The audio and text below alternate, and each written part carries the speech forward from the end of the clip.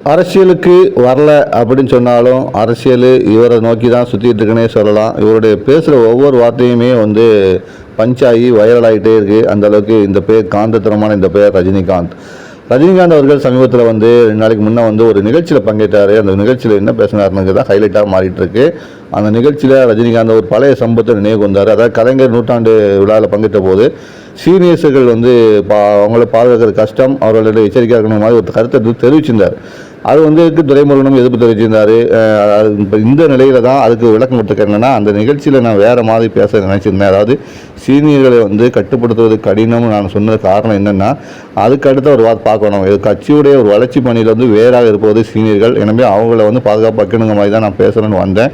ஏன்னா சீனியர்ஸுகள் இல்லை என்றால் ஒரு கட்சியுடைய இயக்கம் வளராது.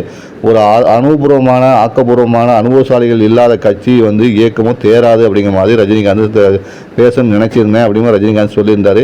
இப்போ இந்த கருத்தை ரஜினிகாந்த் ஏன் சொல்லியிருந்தார்? அனுபவசாலி இல்லாத இயக்கம் தேராது என்ற ஒரு கருத்தை இந்த இடத்துல ஏன் பதிவு பண்ணணுங்கிறது தான் அரசியல் நோக்கருடைய ஒரு பதிவாக பார்க்கப்படுது.